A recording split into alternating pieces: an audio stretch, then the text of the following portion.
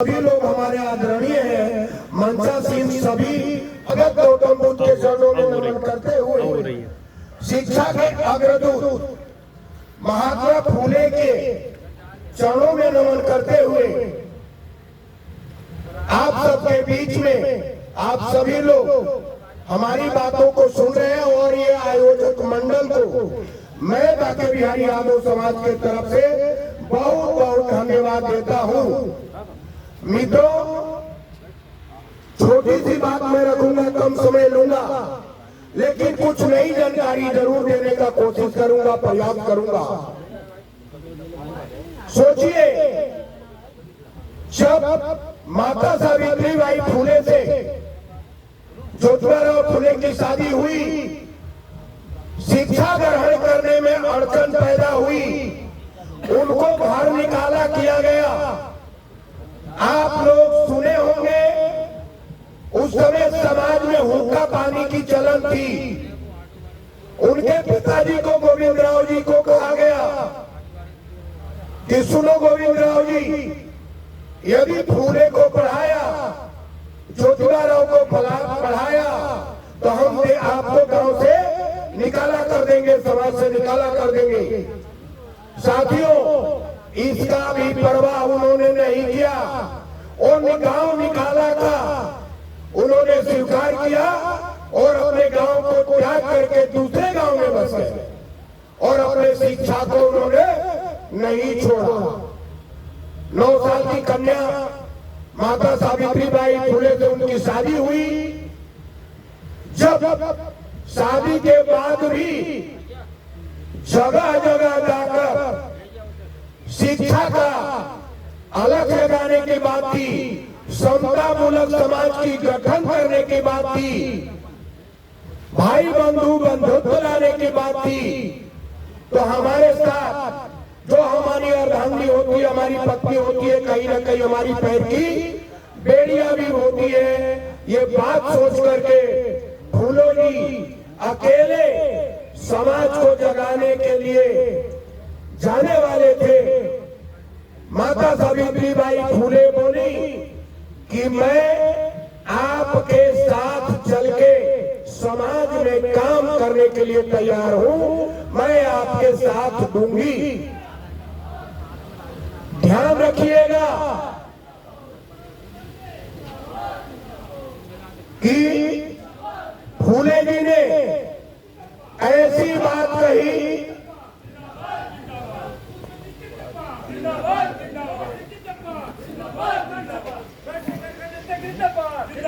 जिंदाबाद कौन-सी एकता जिंदाबाद जिंदाबाद जिंदाबाद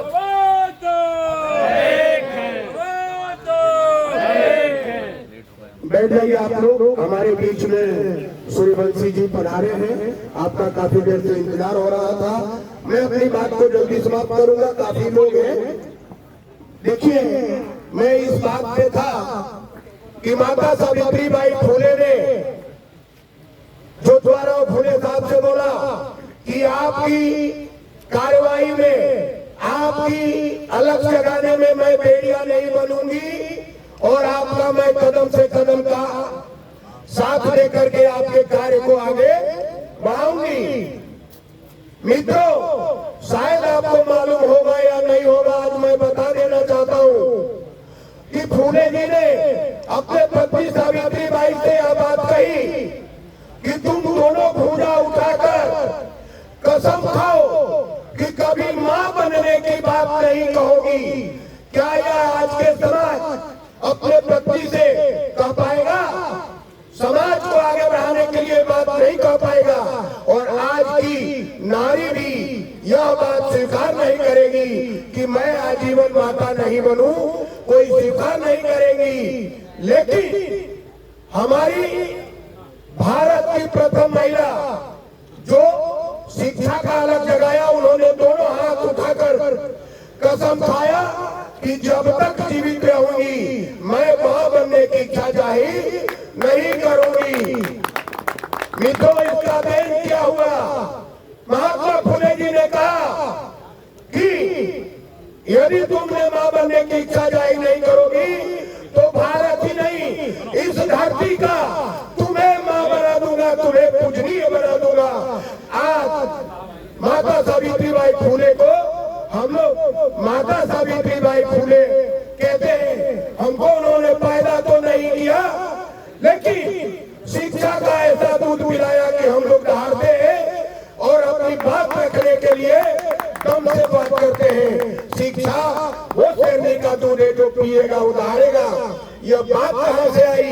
यह बात फूले जी दोनों दंपति से आई, केवल एक से नहीं, दोनों दंपति से आई। मित्रों, यही नहीं, आप लोग कर्मचारी अधिकारी यूनियन के लीडर हैं। आपके अंदर किसी न किसी शोषण के खिलाफ टीस होनी चाहिए, टीस होनी चाहिए। जब तक शोषण के खिलाफ आपके मन मस्तिष्क में टीस नहीं होगी, आप अपने लड़ाई को नहीं लड़ पाओगे। तो मैं निवेदन करूंगा कि किसी न किसी बात को टीस बनाइए, निशाना बनाइए, लक्ष्य बनाइए और उस बात की लड़ाई लड़िए, तब आपका शोषण नहीं होगा। नहीं तो शोषण करने वाले उस युग में भी थे और आज भी है। तो शोषण के खिलाफ हमें आवाज उठाना पड़ेगा और यह अपने महापुरुषों से सीखना पड़ेगा। हमारे महापुरुष उस समय शोषण के खिलाफ आवाज उठाया और शिक्षा का बिगुल बजाया, जिसकी देन है कि आपके सामने SC ST OBC और सर्व समाज को उन्होंने पढ़ाया जो आपके सामने दिख रहा है। नहीं तो हमारे माता बहनों को यह कलम रखने का अधिकार नहीं था। यदि कलम रखने का कोई अधिकार दिया है वो ज्योतिबा फूले और माता सावित्रीबाई फूले ने दिया है।